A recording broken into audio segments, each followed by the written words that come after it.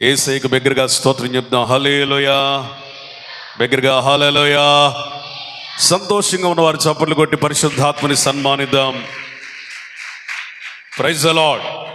దేవుడు మిమ్మల్ని దీవించునుగాక, ఆశీర్వదించునుగాక, బలపరచునుగాక, వర్ధిల్ల చేయునుగాక, దేశం యొక్క ఉన్నత స్థలముల మీద నిలబెట్టునుగాక. మన వాక్య ధ్యానం నిమిత్తం 1 తిమోతి పత్రిక 4వ అధ్యాయం 7వ వచనం. అపవిత్రములైన ముసలమ్మ ముచ్చట్లను విసర్జించి దైవభక్తి విషయంలో నీకు నీవే సాధకము చేసుకొనుము.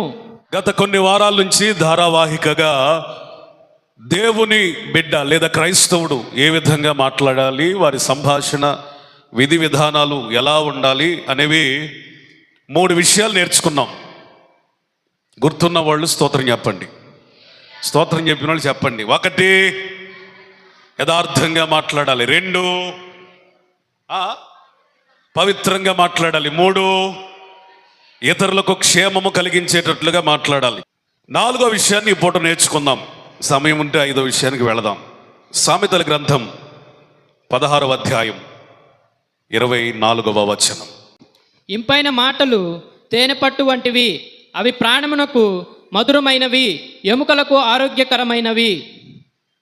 4వ మాట చదవబడిన రీతిగా కీర్తనకారుడైనటువంటి దావీదు యొక్క కుమారుడు మహాజ్ఞాని సొలొమోను ఆత్మీయుల క్షేమాన్ని ఉద్దేశించి వ్రాసినటువంటి ఈ సామెతల గ్రంథంలో 16వ అధ్యాయం 24వ వచనంలో ఒక శ్రేష్టమైన మాట ఉంది. మనం ఎలా మాట్లాడాలి అనే సబ్జెక్టు గురించి, విషయం గురించి సామెతల గ్రంథంలోనే అనేక వచనాలను మీరు కనుగొనడం గమనార్హం. అందులో ఒక శ్రేష్టమైన మాట ఏంటంటే, ఇంపైన మాటలు తేనె పట్టు వంటివి, అవి ప్రాణమునకు మధురమైనవి, ఎముకలకు ఆరోగ్యకరమైనవి. దీని ద్వారా మనం ఏమి నేర్చుకుంటున్నామంటే, 4వది ఇంపైన మాటలతో సంభాషించాలి. ఎట్లా అండి? ఇంపైన మాటలు 1 చెప్పండి, ప్రాణానికి మధురం అంట, దేహానికి ఆరోగ్యం అంట. ఎముకలంటే దేహం. చెప్పండి, ప్రాణానికి మధురం, దేహానికి ఆరోగ్యం.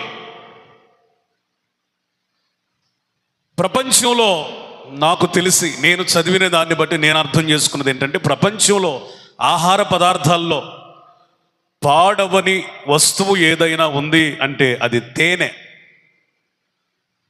ఈ మధ్య కాలంలో ఒక పురాతనమైనటువంటి తేనె కొండ పాత్ర దొరికిందట. దాని వయసు కొన్ని వందల సంవత్సరాలని వాళ్ళు చెప్పుకుంటూ వచ్చారు.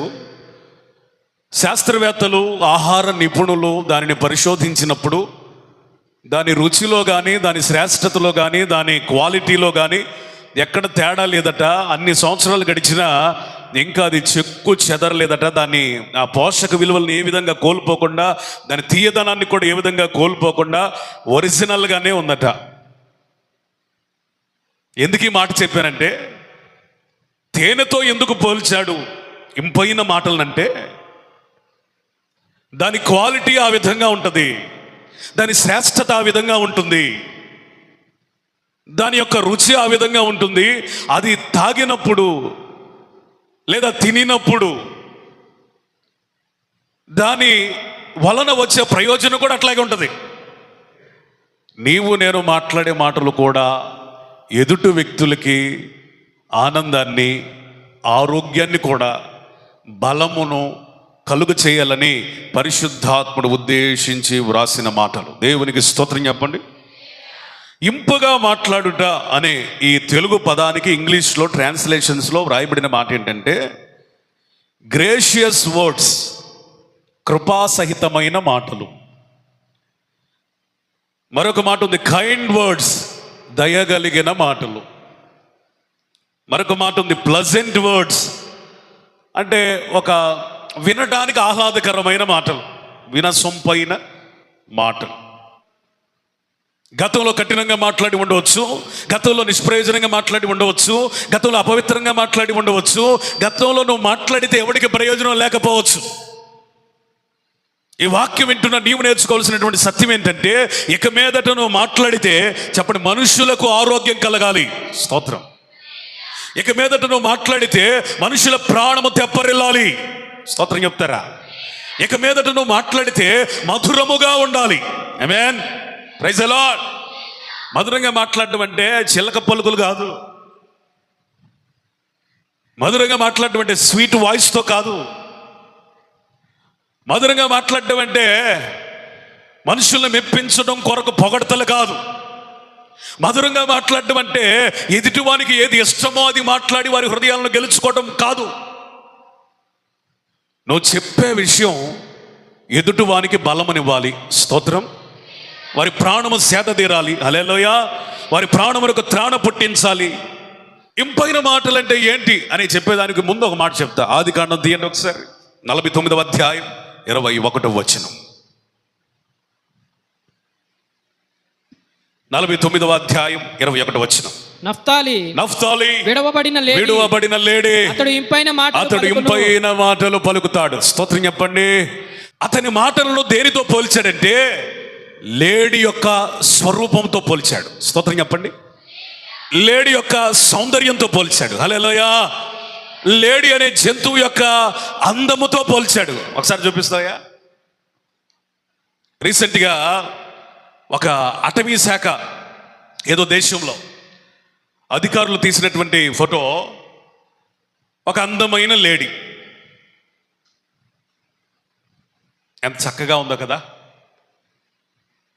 అందమైన లేడీ అనే మాటకి ఇక ఇంగ్లీష్లో వ్రాయబడిన మాట ఫ్యాన్, FAWN, ఫ్యాన్ అనే మాట. అంటే కుర్ర లేకపోతే ఎదుగుతున్న లేడీ, పుట్టి కొంచెం నెలలలో ఉన్న ఎదుగుతున్న లేడీ ఎంత అందంగా ఉందో. దాన్ని చూస్తూ ఉంటేనే చాలా సౌందర్యంగా, చూపు తిప్పుకోలేనంత అందంగా ఉంది. దాని రంగులే కానీ, దాని ముఖమే కానీ, దాని దయగలిగిన ముఖమే కానీ, దాని వర్చస్సే కానీ చాలా అందంగా. ప్రత్యేకంగా దీన్ని ఎందుకు తీశారంటే, ప్రపంచంలో ఇలాంటి లేడీ ఇంకొకటి లేదట. తెల్లని ముఖంతో పుట్టిన అరుదైన లేడీ అట. అందుకని మురిసిపోతూ మురిపంగా అధికారులు తీసుకొని సోషల్ మీడియాలో పెడితే ఇది మందాకొచ్చింది. వింటున్నారా? దాన్ని చూస్తున్నప్పుడు ఎట్లా అనిపిస్తుంది? ఎంత ఆకర్షితులు అవుతున్నాం, ఎంత అందంగా ఉందని అనిపిస్తుంది, ఎంత చూడ చక్కగా ఉంది. మనం మాట్లాడితే కూడాట వినేవారికి, అదేమో చూపులకి, ఈ మాటలు వినేవారికి ఎట్లా ఉండాలంటే మనస్సుకు నెమ్మదిని కలుగజేసే మాటలుగా ఉండాలట. స్తోత్రం చెప్పండి. స్తోత్రం చెప్పండి. మనస్సుకు నెమ్మది. నఫ్తాలి ఎవరు అంటే విడువబడిన లేడీ. లేడీ అంటేనే ఎట్లుంటది? అడుగులు అడిగేసిద్దా? లేడీకి నడవటం తెలియదు, ఎప్పుడన్నా నడిచింది. అసలు లేడీ అంటేనే స్వభావం ఏంటంటే అది గెంతుతుంది, జంపింగ్. ఎక్కడి నుంచి అక్కడికి చెప్పండి, జస్ట్ ఒక్క జంపులో వెళ్ళిపోద్ది. లేడీకి వేగం ఎక్కువ. అందుకనే పెద్దలు ఏమంటారంటే, ఒక పని ఏదైనా మనం అనుకున్నప్పుడు స్పీడ్గా చేస్తున్నాం అనుకోండి, వడిగా చేస్తున్నాం అనుకోండి, ఏమంటారు పెద్దలు? లేడీకి లేచిందే పరుగురా బాబు, నీ పని కూడా అట్టాగే ఉంది అంటారు. అంటే ఉదయం లేచిన దగ్గర నుంచి లేడీ జీవితంలో అనుదినం జరిగేది ఏంటంటే అది గంతులు వేసేదట. విడువబడిన లేడీ తన అందమైనటువంటి ముఖముతో, అందమైన సౌందర్యంతో, అందమైనటువంటి తన దేహముతో ఏ విధంగా గంతులు వేస్తూ ఒక చోట నుంచి మరొక చోటకి వెళుతుందో, యేసు రక్తము చేత కడుగబడి విడిపించబడిన, విడువబడిన మనము కూడా మనం వెళ్ళిన ప్రతి స్థలములో ఆహ్లాదాన్ని, ఆశీర్వాదాన్ని, ఆనందాన్ని పంచుదుము గాక. హల్లెలూయా. నువ్వెక్కడికి వెళ్ళినా ఒక ఆహ్లాదకరమైన వాతావరణం, నువ్వెక్కడికి వెళ్ళినా ఒక ఆదరణకరమైన మాటలు, నువ్వెక్కడికి వెళ్ళినా ఒక శ్రేష్టమైన మాటలు, ఆశీర్వచనాలు విడుదల చేయదోగాక. Praise the lord. ఎవరైనా ఒక బాధాకరమైన సంఘటన చెబుతున్నాడు అనుకోండి, సరే సరే సరే అనుకుంటే వెళ్ళామనుకోండి, ఇంటికి వెళ్ళి వాళ్ళు ఏమనుకుంటారు? ఈ అమ్మాయికి నేను చెప్పకుండా ఉన్నా బాగుండేదా, సరే సరే అనేది ఎవరైనా చెబుతారు. ఈ అబ్బాయికి నేను చెప్పకుండా ఉన్నా బాగుండేది, ఇతనికి నేను చెప్పకుండా ఉన్నా బాగుండేది, నా బాధ ఏదో నా బాధ నా హృదయంలోనే ఉండేదే. ఒక వ్యక్తి నీకు బాధ చెప్తున్నాడంటే అర్థం నువ్వు ఆ బాధ తీరుస్తావో లేదో తర్వాత సంగతి, కానీ అతనికి ఏదో ఆదరణ కొదువైంది, ఆమెకి ఏదో ఆదరణ కొదువైంది. నీ నుంచి ఒక్క మాటన్న ఆదరణకరమైన మాట విడుదలవుతుందేమోనని ఆ మాట నీ దాకా, నీ చెవి దాకా వాళ్ళు తెచ్చారు. కష్టాల మధ్యలో, శ్రమల మధ్యలో, ఇరుకు మధ్యలో ఎవరైనా శ్రమ బాధ నీకు పంచుకున్నప్పుడు సరేలే సరేలే సరేలే అన్నట్టుగా నువ్వు మాట్లాడితే నీకు చెప్పేం ప్రయోజనం? గ్యాప్ ఫిల్లింగ్ అనేది మనకి తెలియాలి. క్రైస్తవులమైన మనకే ఆ గ్యాప్ ఫిల్లింగ్, ఆ మధ్యలో ఉన్నటువంటి ఎలా చెప్పచ్చు, ఆ ఖాళీని పూరించడం. దేనితో? ఆదరణకరమైన మాటలతో పూరించడం. స్తోత్రం చెప్పండి. Praise the lord. అది తెలిసిన వాడు దైవికమైనటువంటి విలువలు నేర్చుకున్నవాడని అర్థం. అర్థమైందా? నువ్వు ఎదిగినప్పుడు, ఎవరైనా సమస్య చెప్పినప్పుడు, ఎవరైనా బాధను చెప్పినప్పుడు వెంటనే ఆ గ్యాప్లో రావాల్సిన మాట ఏంటంటే ఒక ఆదరణకరమైన మాట. అట్లా ఒక్కటేస్తే చాలు, భగ భగ భగ భగ మండుతున్న గుండె చల్లగా సేద తీరేటువంటి అనుభవం వాళ్ళు చూస్తారు. ఒక స్త్రీ ఉంది, ఆ స్త్రీ పాపంలో పట్టుబడింది. పరిసయ్యులు శాస్త్రులు కదా, వీళ్ళు ఎప్పుడు ఎవరు దొరుకుతారా, ఎవరిని ఇరికిద్దామా అని చూస్తూ ఉంటారు. తనతో పాపం చేసిన పురుషుని ఆచూకీ లేదో, వాడిని మరుగు చేసేశారు, వాడిని పట్టుకోలా. ఈ స్త్రీని, ఈ బలహీనురాలని పట్టుకొని వచ్చి యేసయ్య ఏం చెప్తాడో చూద్దాం పండిని యేసయ్య దగ్గరికి తీసుకుని వచ్చారు. యేసయ్య ఎట్లా మాట్లాడుతున్నాడు చూడండి, ఎవరితో ఎట్లా మాట్లాడుతున్నాడు చూడండి. ఈ పరిసయ్యులు శాస్త్రులు వంటి కఠినమైన మనస్సులు కలిగిన వాళ్ళు, సత్యం ఎరిగి కూడా ఇబ్బంది పెట్టడానికి, ఇతరులను ఇబ్బంది పెట్టడానికి, ఇరుకున పెట్టడానికి ప్రయత్నించే ఈ శాస్త్రులు పరిశీలిత ఎట్లా మాట్లాడాడంటే, మీలో పాపం చేయని వాడు మొదట రాయేయండి అన్నాడు. జ్ఞానయుక్తమైన మాట. స్తోత్రం చెప్పండి. Praise the Lord. కొట్టలా తిట్టలా, రే అని గొంతు పెంచలా. ఎ వర్డ్ విత్ విజ్డమ్, ఒక జ్ఞానయుక్తమైన మాట. ఒకటే ఒక మాట, మీలో పాపం చేయని వాడు మొదట రాయేయండి. తప్పే ఉంది, మోషే చెప్పాడు కదా పాపంలో పట్టబడిన స్త్రీని రాళ్లతో కొట్టమని. మరి మీలో పాపం చేయనివాడు రాయేయండి అనగానే చిన్న పిల్లవాడు మొదలుకొని పండు వృద్ధుడు దాకా అందరు రాళ్ళు మోసుకొచ్చిన వాళ్ళే, కానీ ఒక్కడు కూడా కొట్టల. ఆ రాళ్ళన్నీ అక్కడ కుప్పలుగా పడిపోయినాయి. యేసయ్య ఏమతో మాట్లాడుతున్న మాట చూడండి. అమ్మా, ఆయన రాసుకుంటా ఉన్నాడు, ఇసుక మీద రాసుకుంటా ఉన్నాడు, ఇసుక మీద రాసుకుంటా ఉన్నాడు. ఇక్కడ ఏం జరుగుతుందో పట్టించుకున్నట్టుగా ఉన్నాడు, కానీ ఆయన సమస్తమును రాస్తున్నవాడు. స్తోత్రం చెప్పండి. ఏమి చూస్తున్నట్టుగా అనిపించట్లేదు, కానీ ప్రతిదాన్ని పట్టించుకుంటున్నవాడు. అమ్మా, మీరేమి చేయలేదా? ఏమి చేయలేదయ్యా. సరే, నేను కూడా నిన్నేమన్నా, నేను నిన్ను క్షమిస్తున్నాను, ఇక మీదట పాపము చెయ్యొద్దు అన్నాడు. చప్పట్లు కొట్టండి గట్టిగా. స్తోత్రం చెప్పండి.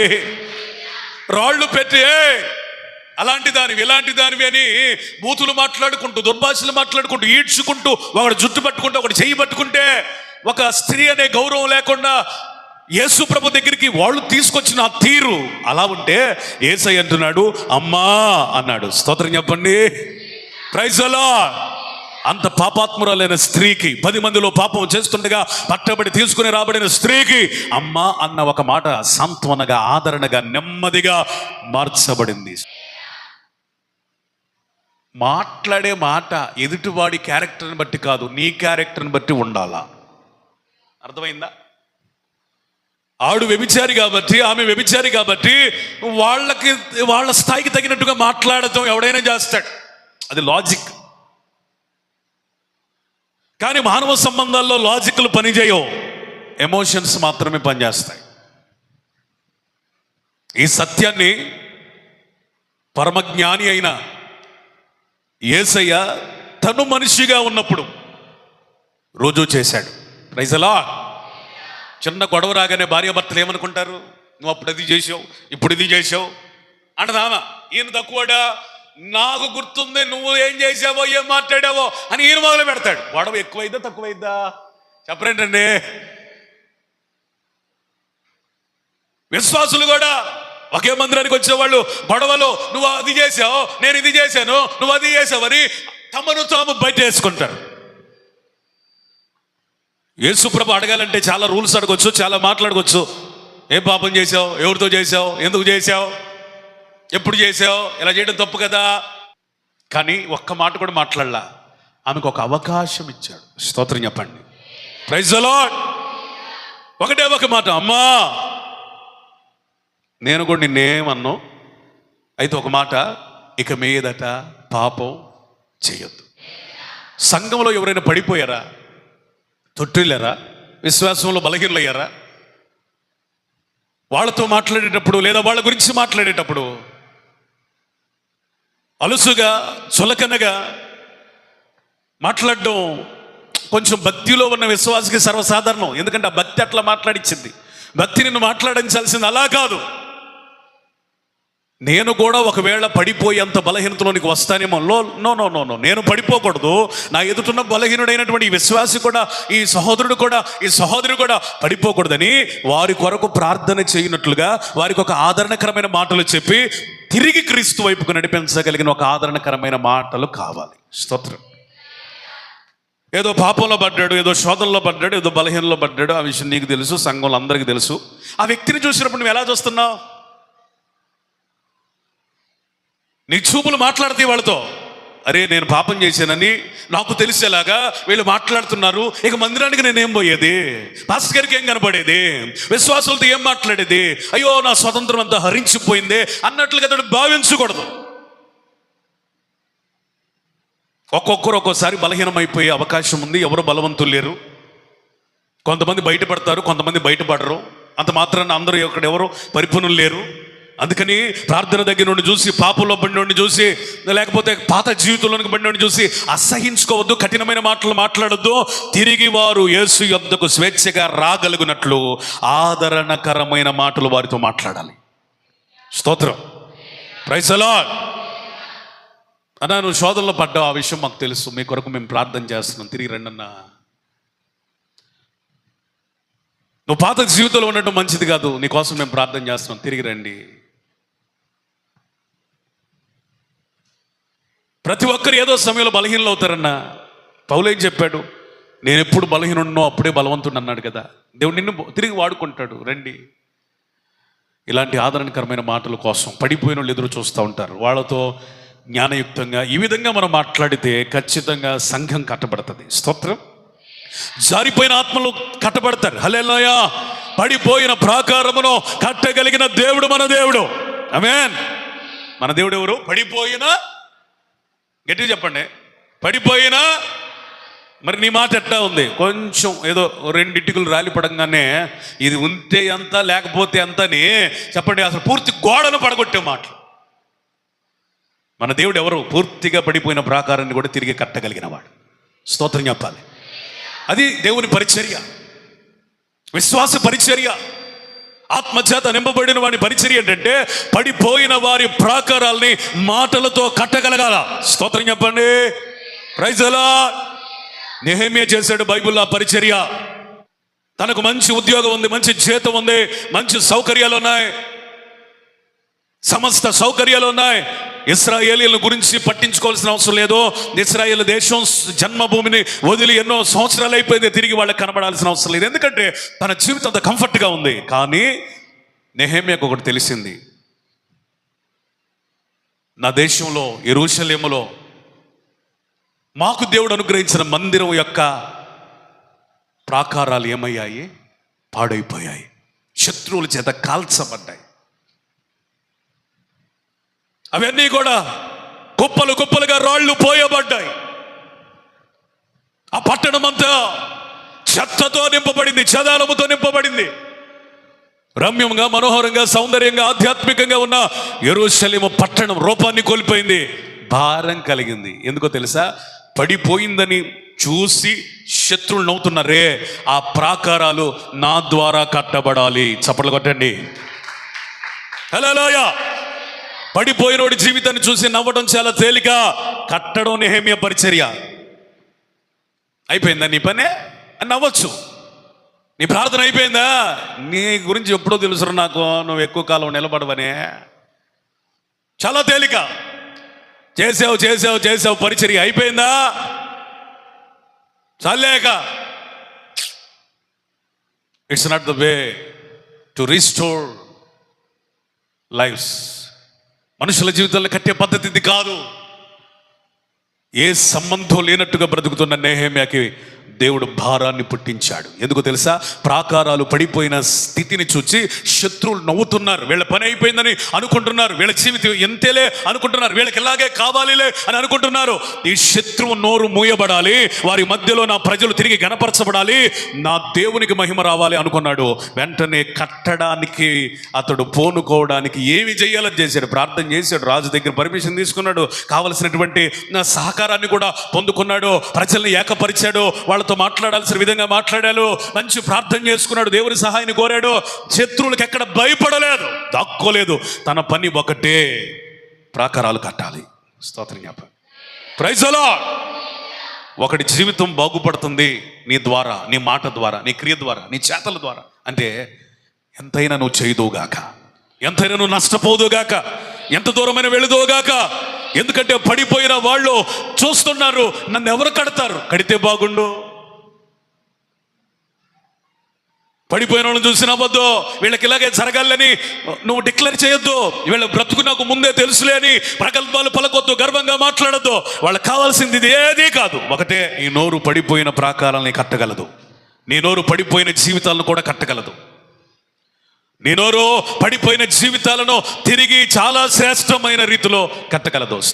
పడిపోయిన మన జీవితాలను దేవుని ఆదరణకరమైన వచనాలు, వాగ్దానాలు, దేవుని మాటలో ప్రతిదినము మాట్లాడకపోతే శిథిలమైపోయిన వాళ్ళం, అయిపోయినట్టుగా కాలగర్భంలో ఎప్పుడో కలిసిపోయే వాళ్ళం. ఈ రోజున మనం ఎందుకని తిరిగి కట్టబడుతున్నాం, మహిమ కలిగిన మందిరంగా కట్టబడుతున్నాం, ఆ మహిమ కలిగిన మహారాజు దిగి వచ్చినట్లుగా కట్టబడుతున్నాం అంటే కారణం ఒకటే, యేసయ్య తన వాక్కు చేత ప్రతిదినం మనల్ని బలపరుస్తున్నాడు. యేసయ్యకి బిగ్గరగా స్తోత్రం చెప్పు.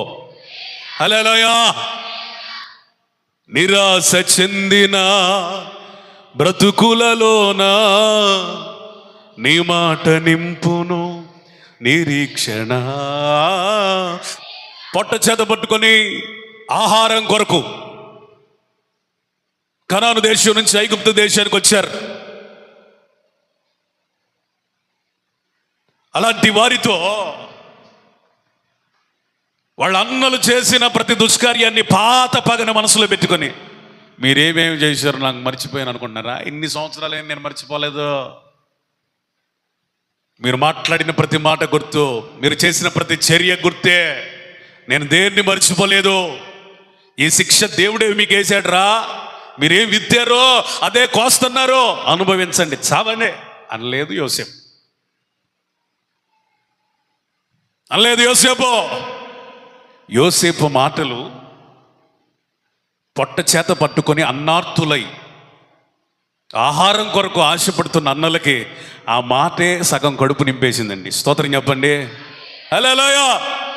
అన్నలారా, మీరేం భయపడద్దు, ఆహారం కొరకు దిగులు పడద్దు, నేనేదో శిక్షిస్తానని నా అధికారాన్ని బట్టి మీరేం అనుకోవద్దు.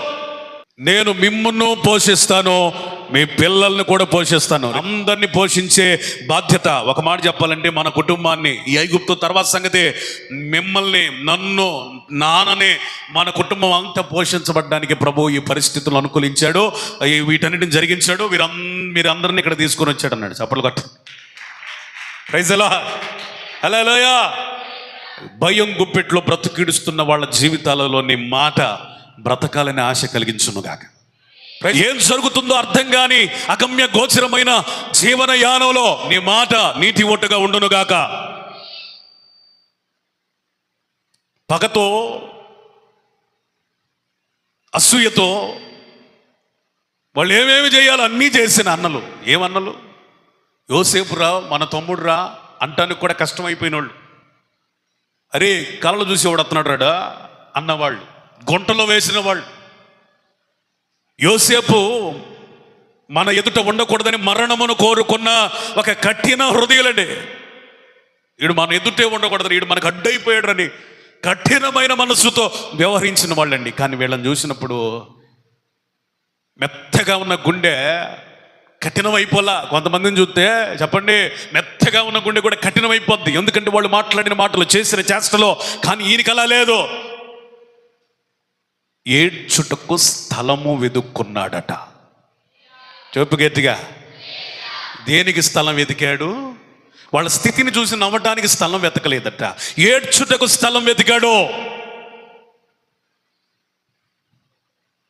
ఈ రోజున ఆత్మీయులు ఎవరైనా పడిపోయినప్పుడు నవ్వటం కాదండి, వారి కొరకు ఏడ్చుటకు స్థలము వెతకగలిగిన ఆధ్యాత్మిక పరిణతి నీకు నాకు మనకి ప్రభు అనుగ్రహించునుగా. స్తోత్రం. అమెరికాలో కులాలు లేవులే కానీ, మతాలు లేవు కానీ, వర్గాలు లేవు కానీ, ప్రాంతీయ అభిమానం లేదు కానీ ఒకటైతే ఉంది, రేసిజం. తెల్లవాళ్ళు నల్లవాళ్ళు అని ఒక భేదం అయితే ఉంది. తెల్లోళ్ళు నల్లోళ్ళు అని ఒక భేదం ఉంది. తెల్లోళ్ళు స్థానికులు, నల్లోళ్ళు పరవాసులు. వీళ్ళకి భేదం. అరే వీళ్ళు మన దగ్గర పని చేయడానికి వచ్చి మన వాళ్ళని పెళ్ళిళ్ళు చేసుకుని వీళ్ళు కూడా విస్తరించిపోయారని తెల్లోళ్ళకి నల్లోళ్ళ మీద కోపం. వాళ్ళ కోసం పోరాడిన ఒక స్వాతంత్ర్య యోధుడు లాంటి వాడు, ఫ్రీడమ్ ఫైటర్ నెల్సన్ మండేలా. ఈ నెల్సన్ మండేలా తను అమెరికా ప్రెసిడెంట్ అయిన తర్వాత జరిగినటువంటి సంభవం, ఒక రెస్టారెంట్కి వెళ్ళాడు తను, తన స్నేహితుడు. తన ముందు ఒక ఆయన ఉన్నాడు. ఆయన ఆర్డర్ ఇచ్చాడు, ఆయన తర్వాత వీళ్ళు ఆర్డర్ ఇచ్చారు. ముందు చెప్పిన ఆయనకి ముందు వచ్చేసింది భోజనం. వాడు తినకుండా నెల్సన్ మండేలా వైపు చూస్తున్నాడు, భయపడుతున్నాడు. నెల్సన్ మండేలా పక్కనున్న వ్యక్తి అడుగుతున్నాడు, ఏమిరా నిన్ను అలా చూస్తున్నాడు, వాడు ఒళ్ళంతా చెమటలు పెట్టిపోతున్నాయి, భయపడుతున్నాడు, ఇష్టంగా ఆర్డర్ చేసుకున్న ఒక ముద్దు కూడా తినట్లేదు, ఏంటి నీకేమైనా తెలుసా వాడు అంటే. నెల్సన్ మండేలా అన్న మాట వినండి. నా తల్లి కౌగిల్లో ఉన్నప్పుడు నేను తాగిన తల్లి పాల కంటే వాడి మూత్రమే ఎక్కువ తాగాను రా నేను అన్నాడంట. స్నేహితుడికి ఏం అర్థం కాదు. వాడి మూత్రం నువ్వు తాగడం ఏంట్రా నాయన అంటే, నేను ఈ ఫ్రీడమ్ ఫైటింగ్ చేసే క్రమంలో జైల్లో వేశారు కదా, జైలు అధికారి వాడు ప్రతిరోజు నా దగ్గరికి వచ్చేవాడు. వాడు తెల్లోడు కదా, మనం నల్లోళ్ళం కదా, నన్ను ఇష్టానుసారంగా మాట్లాడేవాడు. అయ్యా దాహం అవుతుంది, మంచినీళ్ళు ఇవ్వయ్యా అంటే, నీకు నీళ్లు కావాలా, నోరు తెరవరానే జైల్లో వాడు మూత్రం పోసేవాడు. నేను నా తల్లి పాల కంటే మూత్రాన్ని ఎక్కువ తాగాను, వాడి మూత్రాన్ని ఎక్కువ తాగాను. వాడితో అంటున్నాడు, నేను ఇప్పుడేదో ప్రెసిడెంట్ అయ్యాను, నిన్నేదో చేస్తాను అని అనుకుంటున్నావేమో, నిన్నేమీ చేయను, ఎందుకంటే నేను యేసు ప్రభుని నమ్ముకున్నవాడిని అన్నాడట. చప్పట్లు కొట్టండి గట్టిగా, స్తోత్రం చెప్పండి. ఈ స్థితిలో మనం ఎవరినైనా క్షమించగలుగుతాం?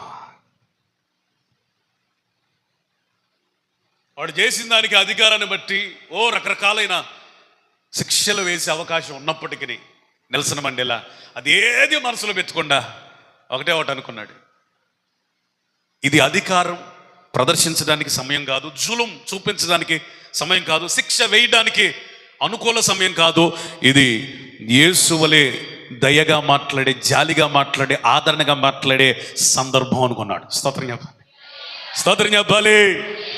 నేనంటాను, శత్రువుతో కఠినంగా మాట్లాడవలసిన పరిస్థితి నీకున్న, అధికారం నీకున్న, అర్హత నీకున్న ఆ టైంలో కూడా నెల్సన్ మండేలాగా, యోసేపు లాగా మనం మాట్లాడితే నిజంగా మన మాటలు ఎట్లాంటివో తెలుసా?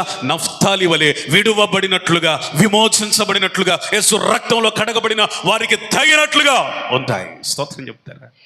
ప్రైజ్ అలాడ్, హల్లెలూయా. ఇలా మనం మాట్లాడగలిగితే యేసు క్రీస్తు స్వారూప్యంలోనికి వచ్చినట్టే, ఆయన వలె మనం నడుస్తున్నట్టే. మొదటి సమయాలు 1:8,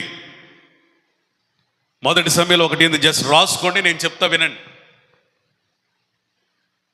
సమూయేలు గ్రంథం 1వ అధ్యాయంలో ఒక కుటుంబం ఉంది. కుటుంబ యజమానుడి పేరు ఎల్కానా. తనకి 2 భార్యలు ఉన్నారు, హన్నా పెనిన్నా. ఈ హన్నా అనే ఆమెకి పిల్లలు లేరు. ఇవి పెనిన్నా ప్రతిసారి కూడా రకరకాల మాటలతో బాధ పెట్టేది, ఏడ్చేలా చేసేది. ఆమె మాటలకి, ఆమెకున్న గొడ్రాలితనానికి బహుగా వ్యధ చెందినటువంటి హన్నా నిద్రలేని రాత్రులు కోకోలలు గడిపింది. అన్నం తినని దినాలు కోకోలలు ఉన్నాయి ఆమె జీవితంలో. ఆమెకున్న బాధ, పిల్లలు లేరంటే ఏమి మాట్లాడే మాటలు ఇంకా భారం అయిపోతున్నాయి. ఇలాంటి పరిస్థితుల్లో హన్నాతో తన భర్త అయినటువంటి ఎల్కానా మాట్లాడినటువంటి మాటలు చూడండి. ఎందుకు నువ్వు బాధపడుతున్నావు? నువ్వెందుకని అన్నం మానేస్తున్నావు? నువ్వెందుకని మానసికంగా వ్యధ చెందుతున్నావు? వినండి, 10 మంది కుమారుల కంటే నేను నీకు విశేషమైన వాడిని కానా? చప్పట్లు కొట్టండి గట్టిగా, గట్టిగా స్తోత్రం చెప్పు గట్టిగా. 10 మంది కుమారుల కంటే నేను నీకు విశేషమైన వాడును కానా? పిల్లలు లేని గొడ్రాలుగా ఉన్నటువంటి తన భార్యతో ఒక భర్తీ మాట అంటే ఎంత మేలు. తన కోడల విషయమై అత్త ఇలాగా మాట్లాడితే ఎంత మేలు. ఈ రోజున పిల్లలు కొంతమందికి తొందరగా పుడతారు, కొంతమందికి లేటుగా పుడతారు. అది సృష్టి ధర్మం, అంతే. ఇది మనిషి శక్తి వలన కలిగేది కాదు, దేవుని కృపావరం అనేది గుర్తుపెట్టుకోండి. స్తోత్రం చెబుతారా? Praise the Lord. నేనంటాను, హన్నా దేవుని సన్నిధిని ఆశ్రయించడంలో మనకు అక్కడ వ్రాయబడలేదు, కానీ ఒక ప్రధానమైన సూత్రధారి, పాత్రధారి ఎవరంటే తన భర్తే. స్తోత్రం చెబుతారా? నీ ఆదరణకరమైన మాట మూయబడిన గర్భాలను తెరుచును గాక. నీ ఆదరణకరమైన మాట అయిపోయింది పని అనుకున్న వాళ్ళు కూడా తిరిగి దేవుని కొరకు నిలుచుదురుగాక. నీ ఆదరణకరమైన మాట ఎండిపోయిన పరిస్థితులను ఫలింపచేయునుగాక. నీ ఆదరణకరమైన మాట నిరీక్షణ లేని చోట, నిరాశ మిగిలిన చోట పని చేయడం ప్రారంభించునుగాక. రెండోది, ఇంపుగా మాట్లాడటం అంటే ఏంటి అంటే ఆదరణ మాత్రమే కాదు, ఆ మాటల ద్వారా ఆనందం కలగాలి. చాలా మంది పైకి నవ్వుతుంటారు, కానీ లోపల చెప్పుకోలేని బాధలు, వేదనలు. నిద్రపోదామని ప్రయత్నించిన కన్నీటి రాత్రులు గడిపే వాళ్ళు ఎంతోమంది ఉంటారు. పైకి వాళ్ళ వస్త్రం, పైకి వాళ్ళ మాటలు, పైకి వాళ్ళ భావాలు, పైకి వాళ్ళ జీవితం అంతా సమకూర్చబడినట్లుగా ఉన్న చాలామంది జీవితాల్లో, అనేకుల జీవితాల్లో నెమ్మది లేదన్న సత్యం ఈ రోజు మధ్యాహ్నం నీ గుండెల్లో వ్రాయబడును గాక. అనేకులలో నెమ్మది లేని వాళ్ళు మందిరానికి వస్తున్నారనేది నీకు హృదయంలో వ్రాయబడును గాక. నీ చేత ఆదరించబడవలసిన వారు అనేకులు ఉన్నారని నీకు అర్థమగును గాక. అందుకని సామెతల గ్రంథంలో వ్రాయబడిన మాట ఏంటంటే 27:9 చదవండి. తైలమును అత్తరును హృదయమును సంతోషపరచునట్లు. తైలం, అత్తరు హృదయాన్ని సంతోషపెడతాయట. చెలికాని హృదయం నుండి వచ్చు మధురమైన మాటలు హృదయమును సంతోషపరచును. తైలం తలకు కావాలి, ప్రైజ్ ది లార్డ్. అత్తరు వస్త్రానికి కావాలి. ఆమేన్. నీ మాట నిరాశ చెందిన వారికి కావాలి, నిరీక్షణ లేని వారికి కావాలి. ఎండకు తిరిగి వచ్చావు, ఎండాకాలం నూనె పెట్టుకో, చల్లగా ఉంటుంది. మంచిగా స్నానం చేసావు, 10 మందిలోకి వెళ్ళబోతున్నావు, పర్ఫ్యూమ్ కొట్టుకో. అది ఎట్లుంటుందంటే చెప్పండి, ఒకటి నీకు మంచి ఫ్రాగ్రెన్స్, రెండోది ఎవరికో తెలుసా? నీ దగ్గరికి ఎవరైనా మాట్లాడడానికి వచ్చినప్పుడు నీ వస్త్రాలకున్న ఆ పరిమళం వాళ్ళు పీల్చినప్పుడు చెప్పండి ఒక కంఫర్ట్. మన మాట తేనె కంటే, మన మాట నూనె కంటే, మన మాట పరిమళ ద్రవ్యం కంటే మనుష్యులకు చాలా అవసరమని దేవుని వాక్యం సెలవిస్తుంది. చలికాని హృదయంలో నుండి వచ్చు మధురమైన మాట హృదయమునికి ఏం కలుగజేస్తుందట? సంతోషం. ఓ తల్లి, నీ పిల్లలకు సంతోషం కలిగించేలాగా నువ్వు మాట్లాడు. ఓ తండ్రి, నీ పిల్లలకు సంతోషం కలిగించే మాటలు మాట్లాడు. అందుకని అపోస్తలుడైన పౌలు సంఘంతో లేఖ రాస్తూ ఏమంటాడంటే, తల్లిదండ్రులారా మీ పిల్లలను నిష్ఠూర పెట్టొద్దు, వారికి కోపము రేపొద్దు. భర్తలారా మీ భార్యలకు నిష్ఠూరము కలిగించొద్దు. మన మాటలు, పురుషులు వినాలి, మన మాటలు మనకి ప్రభు అనుగ్రహించిన భార్యలకి నిష్ఠూరం కలిగించకూడదంట, నిరాశ కలిగించకూడదంట, నిరీక్షణ కలిగించాలి. పురుషుడైన నీ మాట నీ భార్యకి ఎట్లుండాలా? నిష్ఠూరం కాదు. నిష్ఠూరం అంటే అర్థమైంది తెలుసా?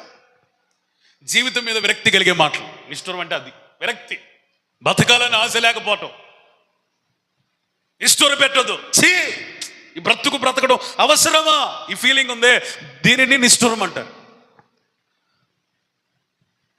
మన మాటలు ఎట్లుండాలంటే, పురుషులరా, నీ భార్య నీ మాటలు వినినప్పుడు చెప్పడం ఎంత బాధలో ఉన్న ఓదార్చబడును గాక.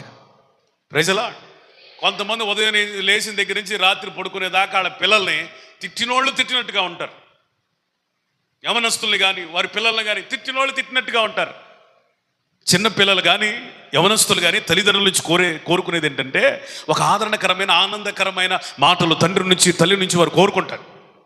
కొట్టేటప్పుడు కొట్టాలి, తిట్టేటప్పుడు కూడా తిట్టాలి. కానీ కొట్టడం తిట్టడం వల్లే జీవితాలు కట్టబడవనేది గుర్తుపెట్టుకోవాలి. యవనస్తులైన పిల్లలకి తల్లిదండ్రుల ఆనందకరమైన మాటలు కావాలి. వాళ్ళు ఆశిస్తారు. ఎటు నువ్వు మాట్లాడవని వాళ్ళు స్నేహితులు వెతుక్కుంటూ పోతారు. ఎందుకంటే వారి మాటలు వాళ్ళకి ఆదరణ కలిగిస్తాయి. తల్లి మాట కంటే తండ్రి మాట కంటే వాళ్ళ మాటలు ఎక్కువ ఆదరణ కలిగిస్తాయట. ఎందుకు? తల్లిలో అది లేదు, ఆ జ్ఞానం. తండ్రిలో లేదు ఆ జ్ఞానం. నేను ఒక మాట చెప్తా వినండి. స్నేహితుల మత్తులో మాయలో పడిపోయి ఇష్టానుసారంగా జీవితాన్ని ఛిద్రం చేసుకోకుండా యవనస్తులు యవన కాలం రాగానే స్నేహితులంటూ స్నేహాలంటూ తిరగకుండా ఉండాలంటే చిన్ననాటి నుంచే ఒక తల్లే స్నేహితురాలుగా మాట్లాడాలి. ఒక తండ్రే స్నేహితుడిగా కుమారులకి కుమార్తెలకు మారాలి. ప్రతిదినం వాళ్ళు స్నేహపూర్వకంగా మాట్లాడగలగాలి. మాట్లాడితే ఇంకొకళ్ళు ఎవరినో ఎత్తుకునే పని వాళ్ళకు ఉండదు. స్నేహాల మత్తులో పడేటువంటి అవకాశం ఉండదు. చాలా బాధతో ఈ మాట చెప్తున్నా. యవనస్తులారా, తల్లిదండ్రులతో మంచి సంబంధం కలిగి ఉన్నారా? స్నేహితులతో భలే ఉంటారు. తల్లి అంటే పడదు, తండ్రి అంటే పడరు. ఊరు మొత్తం తిరుగుతారు. ఈ తల్లి కొడుకుతో మాట్లాడదు, కూతురుతో మాట్లాడదు. ఊరు మొత్తం తిరుగుతాడు కాలికి బలపం కట్టుకుని తండ్రి. కానీ కొడుకుతో ప్రేమపూర్వకంగా మాట్లాడు, కూతురుతో మాట్లాడడానికి సమయం వెచ్చించడు. యవనస్తులు పాడైపోవడానికి సగం కారణం నింద వేయట్లేదు కానీ ఇది నిజం, తల్లిదండ్రులే. ఇప్పటికీ మా ఫ్యామిలీ, నేను కానీ మా అమ్మ కానీ మా నాన్న కానీ మా తమ్ముడు కానీ మేము మాట్లాడుకుంటే స్నేహపూర్వకంగా ఉంటుంది. ఎప్పుడైనా మా ఇంటికి వెళ్ళినప్పుడు నేను మా నాన్న ఇద్దరం బండి మీద వెళ్ళిపోతాం, తెనాలి వెళ్ళిపోతాం. ఆయా పనులు చూసుకుని మళ్ళీ వస్తాం. మమ్మల్ని చూసిన వాళ్ళు అనే మాట ఏంటి తెలుసా? అయ్యా, ఈయన నీ కొడుకులాగా లేడా జాకబ్ గారు? మీ తమ్ముళ్ళలాగా ఉన్నాడు, మీరు ఫ్రెండ్స్ లాగా ఉంటారు. అది మాకు ఇవ్వబడిన సాక్ష్యం. ఫాదరు సన్ కాదట, ఫ్రెండ్స్. ప్రతి ఫాదర్ ఒక ఫ్రెండ్ అయితే భలే ఉంటుంది. స్తోత్రం చెప్పండి. ప్రతి మదర్ ఒక ఫ్రెండ్ అయితే బాగుంటుంది. స్తోత్రం చెప్పండి. ఈ బుజ్జి వాళ్ళ అమ్మ కూడా ఫ్రెండ్సే. మొన్న చూశాను నేను, టీవీఎస్ మీద వెళ్తున్నారు వీళ్ళిద్దరు. అరే నిజంగా ఈ రోజుల్లో స్కూటీ లేకపోతే బయటికి వెళ్ళకపోతుంటే టీవీఎస్ మీద వాళ్ళ అమ్మని ఎక్కించుకుని వెళుతుంటే నేను చూశాను. ప్రభువునికి స్తోత్రం అనుకున్నాను. అట్లుండాల. స్తోత్రం చెప్పండి. Praise the Lord. పెద్ద అయిన తర్వాత సతాయించడం కాదండి, చిన్ననాటి నుంచే వాళ్ళు ఫ్రెండ్లీ నేచర్, స్నేహపూర్వకమైన వాతావరణం ఇంటిలో ఉండాలా. Praise the Lord. వాడి బాధని ఇంకొకరికి చెప్పుకుంటున్నారంటే ఎక్కడో మన ఇంట్లోనే లోపం ఉంది. నీ పిల్లలకి, నీ యవ్వన బిడ్డలకి ఎక్కడైనా సమస్య వచ్చినప్పుడు మొదట తల్లికి తండ్రికి తెలియకుండా అవుటర్కి బయటోడికి తెలుస్తుందంటే something is problem in you. నీలో ఎక్కడ లోపం ఉంది. నీకు చెప్పుకునే ఆ స్వేచ్ఛ, ఆ స్వాతంత్ర్యాలు నువ్వు ఇవ్వలా. అది ఎంత కఠినమైన, ఎంత విషమమైన పరిస్థితి అయినా అది చెప్పుకోవచ్చా చెప్పుకోకూడదని ఆలోచించకూడదు. నా తల్లికి కాకపోతే నేను ఎవరికి చెప్పుకుంటానని ఒక కుమార్తె అనుకోగలగాల. నా తండ్రికి కాకపోతే నేను ఎవరికి చెప్పుకుంటానో అని ఒక కుమారుడు అనుకోగలగాల. అలాంటి ఫ్రెండ్లీ నేచర్, స్తోత్రం, మీలో కలుగునగాక. మాట్లాడండి, మాట్లాడండి. మాట్లాడితే బంధాలు పెరుగుతాయి. మౌనం బంధాలను తెంచేస్తుంది. ఏదో ముభావంగా ఉండకండి, ముచ్చు మొహాలు వేసుకొని ఉండకండి. ఇంట్లో ఒక స్నేహపూర్వకమైన వాతావరణాన్ని ప్రభు మీకు అనుగ్రహించునగాక. హల్లెలూయా. మాట్లాడండి పిల్లలతో. ఈ రోజు నుంచి మాట్లాడండి. మాట్లాడడం అలవాటు తప్పిందా? మాట్లాడండి. చెలి కాని హృదయంలో నుండి వచ్చిన మాట ఇతరులను సంతోషపెట్టినట్లుగా ఒక తల్లిగా నీ మాట, ఒక తండ్రిగా నీ మాట, మన మాటలు ఇతరులకి ఆనందమును కలుగజేయునుగాక. మూడో మాట, ఈ 4వ మాటలోనే 3వ పాయింట్ ఏంటంటే, ఇంపుగా మాట్లాడడం అంటే ఆశీర్వచనాలతో మాట్లాడటం. ఎట్లా ఇంపుగా మాట్లాడడం అంటే ఆశీర్వాదాలతో. నాకు తెలిసి ప్రపంచంలో ఆశీర్వాదాలను ద్వేషించేవాడు, ఆశీర్వచనాలని ద్వేషించేవాడు ఎవడూ లేడు. నా ప్రియమైన సహోదరి సహోదరులరా, మన సంఘంలో గొప్ప ఉద్యమం రావాలంటే విశ్వాసులైన మీ హృదయం లోపల నుండి ఇతరుల మీదకి ఆశీర్వచనాలు కృమ్మరించగలిగిన మాటలు రావాలి. ఒక వ్యక్తి దగ్గరికి వెళ్ళినప్పుడు మొదట ఆశీర్వచనం పలకడం నేర్చుకోండి. సర్వసాధారణంగా మనకు తెలిసిందేంటి? Good morning, good evening, good afternoon, కలిసినప్పుడు గుడ్ నైట్. ఇవి తెలుసు, ఇది లోకం నేర్పిన నైతిక విలువ. కానీ దేవుని బిడ్డవైన నీవు ఎవరి దగ్గరికైనా వెళ్ళినప్పుడు వారిని ఆశీర్వచనాలతో పలకరించడం మొదటగా నేర్చుకో. వందన వచనంతో పలకడం నేర్చుకో. Praise the Lord. నీకు వందనాలు చెప్పటం వచ్చిందంటే నువ్వు భక్తిలో బాగుపడినట్టే. వందన వచనం నువ్వు చేయటం నీకు వచ్చిందంటే నువ్వు భక్తిలో బాగుపడినట్టే. పాస్టర్ గారు వెళ్తానే ఉంటాడు, ఇటు చూస్తానే ఉంటాడు, ఆడికి చేతులు రావు. ఈయనకు వందనాలు చెప్పేది ఏంటంటే నేనా. కొంతమంది చూసి కూడా చూడనట్టు వెళ్ళిపోతారు. కొంతమంది సేవకుడు చూడకపోయినా గమనించకపోయినా వాళ్ళ దగ్గరికి వచ్చి అన్న ప్రైజ్లాడన్నా, అక్క ప్రైజ్లాడక్క. పెద్ద పెద్ద మాటలు వద్దులే కానీ ముందు భక్తి నేర్చుకోండి. వందన వచనాలు చెప్పడం నేర్చుకోండి ఫస్ట్, దైవజనునికి కానీ తోటి విశ్వాసకు కూడా.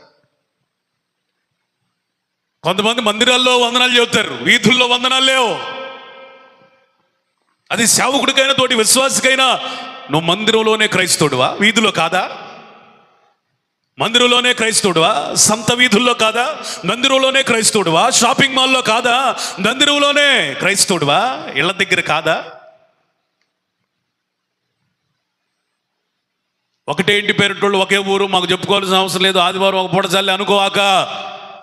ఉదయం లేచి ఒక వ్యక్తిని ఫస్ట్ టైం నువ్వు కలుస్తున్నప్పుడు ఆ వ్యక్తికి ఖచ్చితంగా వందనం చెప్పాలి. అది నీ విధి, నీ ధర్మం, క్రైస్తవుని లక్షణం.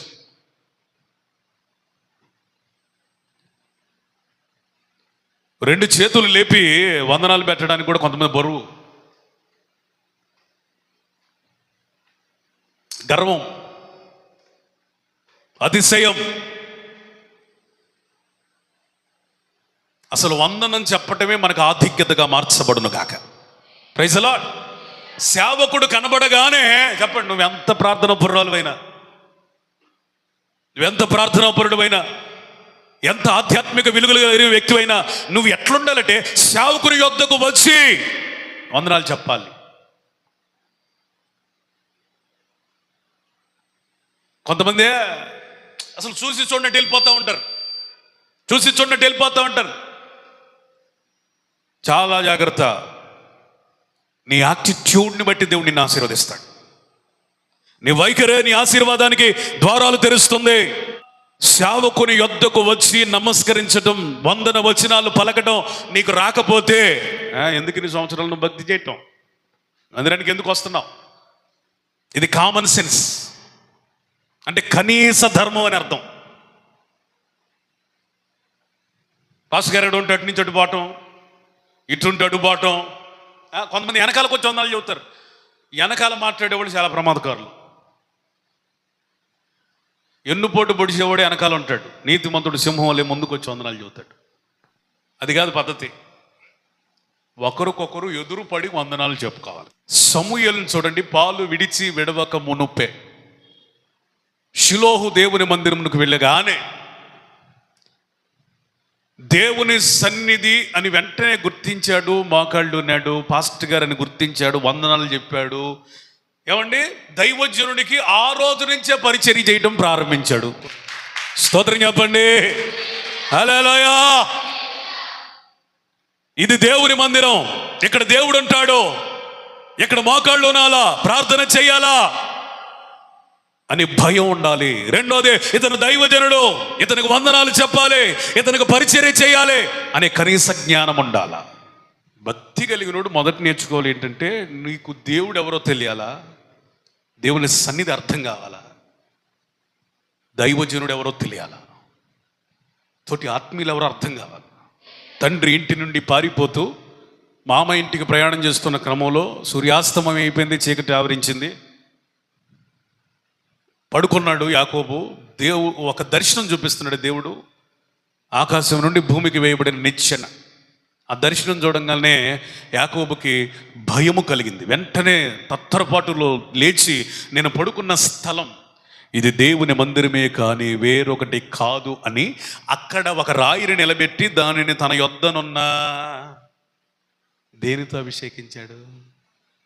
మీకు అక్కడ ఒక మర్మం చెప్తా వినండి, 2 మర్మాలు చెప్తా. ఒకటి, మందిరము లేనప్పుడే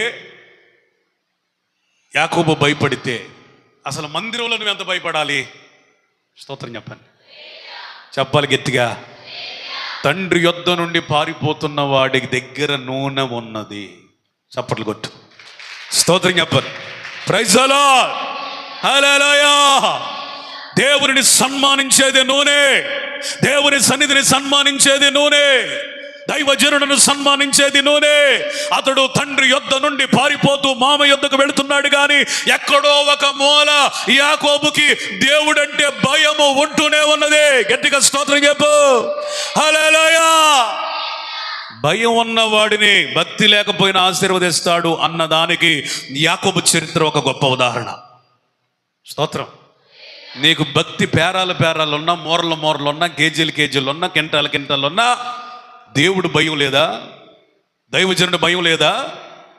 దేవుని సన్నిధి ఎడల భయం లేదా? దేవుని మందిరం ఎడల భయం లేదా? నువ్వు ఆశీర్వదించబడతావనేది ఒక రూపురేఖలు లేని ఆలోచన. వదిలేసే దాని మీద భయం నేర్చుకో. మొదట నీ భక్తికి భయాన్ని జోడించు. స్తోత్రం చెప్పండి. Praise the Lord. అప్పుడు దాకా ప్రార్థన తెలియదు, మోసపూరితమైన జీవితంతో ఉన్నటువంటి యాకోబు దేవుని సన్నిధికి భయపడ్డాడు. దేవుడు మాట్లాడడం ప్రారంభించాడు. నేను నీకేమీ కొదవ చేయనన్నాడు. బేతేలులో ఏదైతే ఆయన ప్రార్థన చేశాడో అవన్నిటికంటే కూడా 10 రెట్లు సంపాదించుకొని తిరిగి మళ్ళీ బేతేలు రాబోతున్నాడు. స్తోత్రం. Praise the Lord. నువ్వు దేవునికి భయపడు, ఇది మొదలుకు నువ్వు ఆశీర్వాదం చూస్తావు. దేవుని మందిరం అని గుర్తించు, భయపడు, ఇది మొదలుకొని ఆశీర్వాదం చూస్తావు. దైవజనుడని గుర్తించు, ఇది మొదలుకొని ఆశీర్వాదం చూస్తావు. ఆమేన్. లోకులు గొప్ప వాళ్ళకే వందనాలు చెప్తారు, అధికారులకే వందనాలు చెప్తారు, డబ్బున్న వాళ్ళకే వందనాలు చెప్తారు, రాజకీయ నాయకులకే వందనాలు చెప్తారు. కానీ క్రైస్తవుల్లో ఉన్నది ఏంటి తెలుసా? ఇటు పక్కనున్నవాడు ధనవంతుడైనా, అటు పక్కనున్నవాడు కడుబేదైనా వారి మధ్యలో వందనం బంధం ఏర్పాటు చేస్తుంది. అది దేవుని క్రీస్తు ప్రేమ బంధం. స్తోత్రం చెప్పండి. పరిశుద్ధాత్మని స్నేహ బంధం. హల్లెలూయా, హల్లెలూయా. ఇద్దరు విశ్వాసుల మధ్య ఆత్మ బంధం. హల్లెలూయా. మరియమ్మ తల్లి ఎలిజబెత్ దగ్గరికి వెళ్ళింది. ఎలిజబెత్ అప్పటికి గర్భవతిగా ఉంది. వీళ్ళిద్దరు పరస్పరం వందన వచనాలు చేసుకున్నారట. పరస్పరం వందన వచనాలు చేసుకున్నారట. వందన వచనాలు చేయగానే ఎలిజబెత్ గర్భములో ఉన్న బాప్తిస్మం ఇచ్చే యోహాను గంతులు వేస్తున్నాడట. స్తోత్రం. లోపల ఈయన ఎప్పుడైతే గంతులు వేస్తున్నాడో తల్లి గర్భములో నుండి ఆత్మ చేత నింపబడిన ఆత్మాభిషిక్తుడైన దైవజనుడు బాప్తిస్మం ఇచ్చే యోహాను అతడు గంతులు వేయగానే ఎలిజబెత్ ఆత్మ పునరురాలై చెప్పండి మరియమ్మ తల్లి మీద ఆశీర్వచనాలు, ప్రవచన వాక్కులు ప్రకటించడం ప్రారంభించింది. హల్లెలూయా. చెప్పు గట్టిగా, హల్లెలూయా. వందనానికి ఉన్న శక్తి అది. That is the power of divine greetings. నీ వందనం మనుషుల హృదయాంతరంగాలను అభిషేకించగలదు. నువ్వు చెప్పే ఆ వినయపూర్వకమైన వందనాలు ఎదుటి వ్యక్తిని చెప్పండి ఆత్మపూర్ణునిగా మారుస్తాయి. ఇద్దరు ఆత్మీయుల మధ్య, ఆత్మ సంబంధుల మధ్య వందన వచనాలు అలవాటుగా మారాలి. వందన వచనాలు నిత్యము ఉండాలి. మీ ఇంటికి చుట్టాలు వచ్చారనుకో, బాబాయ్ వచ్చావా, ఎండకు వచ్చావేంటి, దా అన్నం పెడతా, ఈ కాదు ఫస్ట్ వందనాలు. అంటే it's a sign for your spirituality. నువ్వు ఆధ్యాత్మికంగా ఎంత ఎదిగావో గుర్తిది. Amen, praise the Lord. నువ్వు చర్చిలో పాటలు పాడచ్చు, సాక్ష్యాలు చెప్పచ్చు, వాక్యం బాగా వినొచ్చు, ఇది చెయ్యి. చుట్టాలు వచ్చినప్పుడు వందనాలు చెప్పు. ఈ అమ్మాయి నిన్న మొన్నటి దాకా ఒక రకంగా ఉంది, ఏంటి వందనాలు చెప్తుంది? ఆధ్యాత్మికంగా ఎదగని వాళ్ళకి చెప్పండి, చర్చిలోనే వందనాలు. ఆధ్యాత్మికంగా ఎదిగిన వాడికి ఆ వందనం విలువ తెలుసు కాబట్టి వాళ్ళు ఆలోచనలో పడతారు. హల్లెలూయా, ప్రైజ్ ది లార్డ్. చుట్టాలు వచ్చినప్పుడు వందనాలు చెప్పు. మారు మనసు లేని వాళ్ళు అయినా సరే వందనాలు చెప్పు. నీకు తెలిసిన వాళ్ళు నీ ఇంటికి వచ్చినప్పుడు, నువ్వు వీధిలోనికి వెళ్ళినప్పుడు వందనాలు అక్క అని చెప్పు. వాళ్ళకి కొత్తగా ఉంటుంది, ఎందుకంటే మనం చర్చికి అలవాటు పడిన బ్యాచ్ కదా, కొత్తగా ఉంటుంది. ఉండనే చెప్పు, వాళ్ళు అలవాటు చేసుకుంటారు. బోయజు పొలంలోనికి వెళితే వందన వచనాలు ఇబ్బడి ముబ్బడిగా వినపడుతున్నాయి. చూడండి ఒకసారి, రూతు గ్రంథం తీయండి. రూతు గ్రంథం 2వ అధ్యాయం 4వ వచనం. బోయజు బెత్లెహేము నుండి వచ్చి యెహోవా మీకు తోడై ఉండును గాక అని చేను కోయి వారితో చెప్పగా, స్తోత్రం చెప్పు. హల్లెలూయా, హల్లెలూయా. బెత్లెహేం, బేత్ ఇల్లు, లెహేం రొట్టె, రొట్టెల ఇల్లు బెత్లెహేం. బోయజు బెత్లెహేం నుండి వచ్చాడు. స్తోత్రం చెప్పండి. ఈ మాట పట్టుకోవాలి. హల్లెలూయా. రొట్టెల ఇల్లు, స్తోత్రం చెప్పండి. ఆహారము కలిగిన ఇల్లు. హల్లెలూయా. అది శరీర సంబంధమైన ఆహారం అయి ఉండొచ్చు, మనదైతే ఆత్మ సంబంధమైన ఆహారం. హల్లెలూయా. మనం ఎక్కడి నుంచి వచ్చిన వాళ్ళం? స్తోత్రం చెప్పండి. ఆత్మ సంబంధమైన ఆహారపు నిధి కలిగిన దేవుని యొద్ద నుండి వచ్చిన వారం. చప్పట్లు కొట్టు, స్తోత్రం చెప్పండి. వీఆర్ కేమ్ ఫ్రమ్ బెత్లెహేం అని చేనులో ఉన్న వాళ్ళందరినీ ఆశీర్వదిస్తున్నాడట. నువ్వు ఆశీర్వాదం పలుకటానికి నీకు ఉండవలసిన అర్హత, నువ్వు బెత్లెహేమీయుడవై ఉండాలి. అంటే బెత్లెహేము నుండి వచ్చిన వాడవై ఉండాలి. స్తోత్రం చెప్పండి. అంటే స్పిరిచువల్ ఫుడ్, అంటే ఆత్మ సంబంధమైన ఆహారం ఉండాలి. హల్లెలూయా. నువ్వు ఇతరులను దీవిస్తున్నావు, ఆశీర్వదిస్తున్నావు అంటే నీ లోపల నీకు తెలియకుండానే వారిని బలపరిచే ఆహారం. స్తోత్రం చెప్పండి. స్థిరపరిచే ఆహారం. హల్లెలూయా. వాక్యం అనేది ఇతరులకు ఆహారం అనేది మీకు ఈ రాత్రి పగటి వేళ అర్థమగును గాక. స్తోత్రం చెప్పండి. ఎప్పుడైతే వాళ్ళు ఆయన ఆశీర్వదించాడో వారు కూడా ఏమంటున్నారు? యెహోవా నిన్ను ఆశీర్వదించును గాక. ఈయన దీవించడం, వాళ్ళు దీవించడం ప్రతిరోజు జరిగేది ఇది. నీ పొలాలు బాగా పండాలంటే ట్రాక్టర్ దున్నే ఆయనతో చెప్పండి, సినిమా పాటలు పెట్టొద్దు, దేవుడు పాటలు పెట్టమని. ఏం పెట్టండి?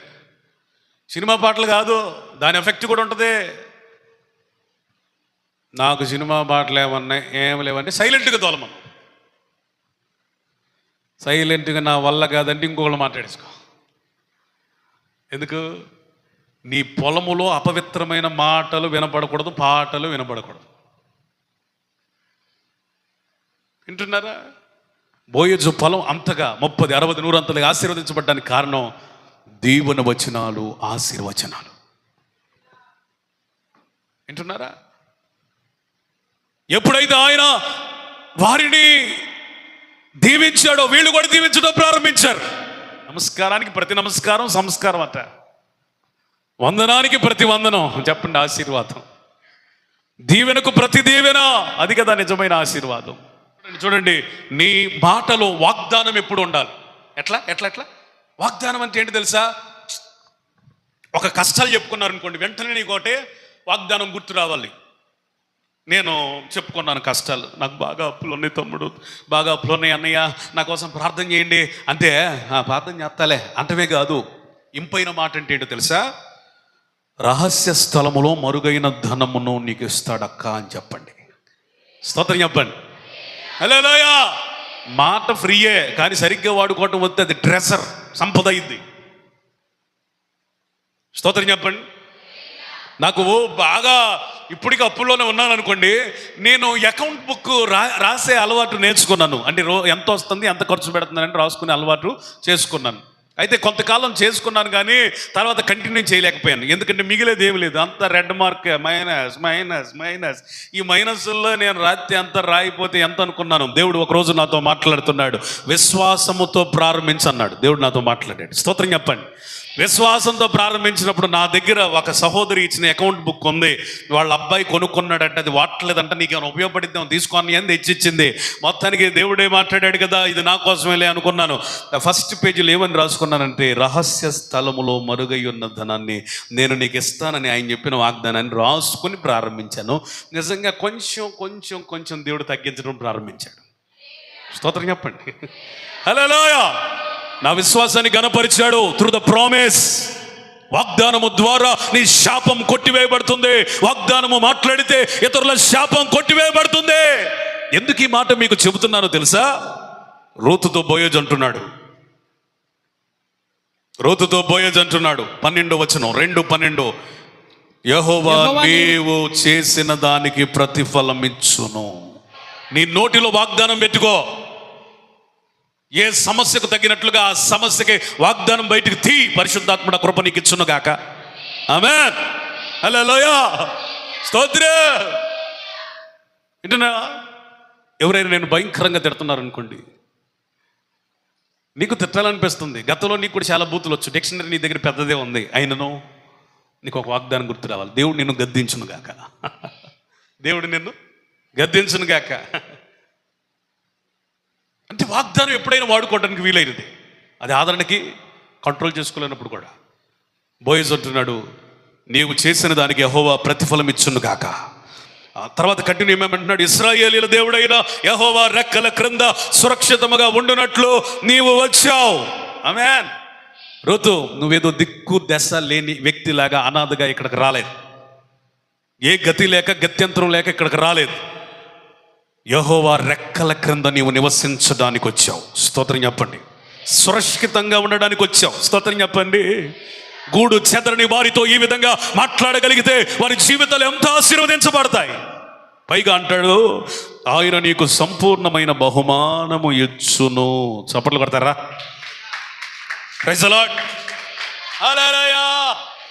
ఎవరెవరు ఏ సమస్యలో ఉన్నారో ఆ సమస్యకు తగిన వాగ్దానం గుండెల్లో పెట్టుకో. సణుగులు గొణుగులు మానేసాయి, సంశయాలు మానేసాయి. నీ హృదయంలో వాగ్దానాలు, నీ హృదయంలో సణుగులు, సంశయాలు, పనికి మాలిన వ్యర్థపు మాటలు, ముచ్చట్లు, బూతులు, దుర్భాషలు, సరస్వక్తులు, అపవిత్రతలు అన్ని తీసేసి చెప్పండి, ఆ మంచి ధననిధి అనబడిన హృదయంలో ఏం పెట్టుకోవాలి? వాగ్దానాలు. దీవించు, ఇతరులను దీవించు, పోయేదేమి లేదు. నువ్వెంత దీవిస్తావో దీవించిన వాణిని కూడా దేవుడు అంతకంతకి ఇచ్చేస్తాడు. హల్లెలూయా. ఇతరులను దీవించడానికి మనల్ని పెట్టాడు. దేవునికి మహిమ కలుగును గాక. Praise the Lord. ఇతరులను దీవించడానికి మనల్ని నియమించాడు. నువ్వు ఆశీర్వాదంగా ఉండటానికి పిలిచాడు. అబ్రహాముతో దేవుడు మాట్లాడుతున్నాడు. చూడండి ఒకసారి 12వ అధ్యాయం చూడండి, 2 చదవండి. నిన్ను గొప్ప జనముగా చేసి నిన్ను ఆశీర్వదించి నీ నామమును గొప్ప చేయుదును. నీవు ఆశీర్వాదముగా నుందువు. ఇది అండర్లైన్ చేసుకోండి. నీవు ఆశీర్వాదముగా నుందువు. స్తోత్రం. ఆశీర్వదించబడడం వేరు. చెప్పు, నువ్వు ఆశీర్వదించబడటం వేరు. చెప్పండి, అసలు ఆశీర్వాదముగా ఉండటం వేరు. స్తోత్రం. అందరికి బ్లెస్సింగ్స్ కావాలి, కానీ బ్లెస్సింగ్గా ఎవరికి ఉండరు. వింటున్నారా?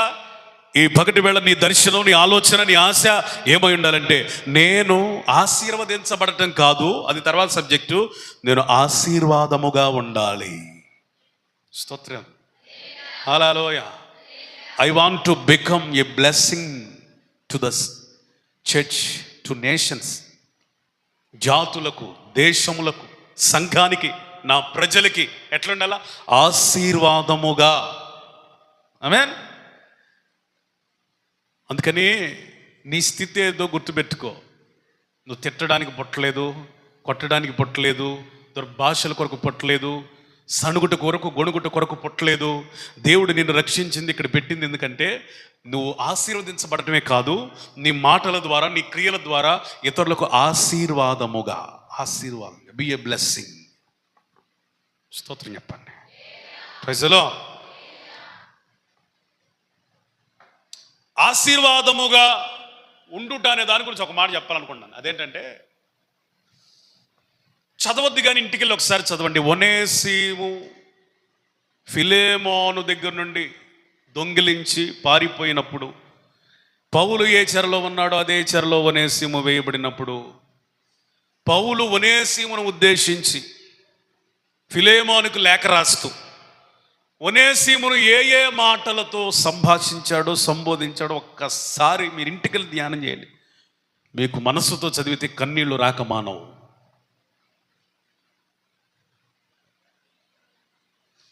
నిష్ప్రయోజకుడైన ఒనేసిము తిరిగి మళ్ళీ ప్రయోజకుడిగా మారడానికి కారణమైంది పౌలు అనే ఒక ఆశీర్వాదం. స్తోత్రం చెప్పండి. స్తోత్రం. పౌలు రాసిన ఒక లేఖ చెప్పండి, ఒనేసిముని తిరిగి ప్రయోజకునిగా మార్చి ఎక్కడి నుంచి వచ్చాడో అక్కడ ప్రయోజకునిగా పంపించాడు. మునుపతను నిష్ప్రయోజకుడు, కానీ పౌలు ఎప్పుడైతే మాట్లాడాడో, ఎప్పుడైతే బోధ చేశాడో, ఎప్పుడైతే అతని కొరకు ప్రార్థించాడో, అతడు ప్రయోజనకరమైన వ్యక్తిగా రూపాంతరపరచబడి వెళ్ళాడు. స్తోత్రం. నువ్వెంత ఆశీర్వాదమో తెలుసా? నిష్ప్రయోజకులు కూడా ప్రయోజకులుగా మార్చే ఆశీర్వాదం నీ లోపల ఉంది. పనికిరాని వాళ్ళని కూడా పనికొచ్చేటట్టు చేసే శక్తి నీలో ఉంది. నా జీవితం ఇక వ్యర్థం అనుకొని నీరు గారిపోతున్న వాళ్ళకి నిరీక్షణ కలిగించేది నీలో ఉంది. వాడుకోవటం చేతగాట్లా. Praise the Lord. హల్లెలూయా. సహోదరుడు అంటాడు, కుమారుడు అంటాడు, అబ్బో ఎన్ని మాటలు చెబుతాడో. దేవునికి స్తోత్రం చెప్పండి. చివరిగా ఒక్క మాట చెప్పి నేను ముగిస్తా. ఇంపుగా మాట్లాడడం అంటే ఏంటంటే మృదువుగా మాట్లాడడం. 15:1 సామెతలు, మృదువైన మాట క్రోధమును చల్లార్చును, నొప్పించు మాట కోపమును. ఇంపుగా మాట్లాడడం అంటే ఏంటండి? మృదువుగా, సాఫ్ట్ టాకింగ్. స్తోత్రం చెప్పండి. మన మాటలు ఇతరులకు కోపమును రేపక కోపించుచున్న వారిని కూడా శాంతమూర్తులుగా మార్చే అభిషేకం మనకిచ్చునుగాక. ఆ కృప మనం పొందుకునుదముగాక. ఇంపుగా మాట్లాడే కృపలోనికి మనం వచ్చుదుముగాక. నఫ్తాలి విడవబడిన లేడి అట, అతడు ఇంపైన మాటలు పలుకుతాడట. మనము కూడా ఇది మొదలుకొని ఇంపైన మాటలు పలుకుదుముగాక.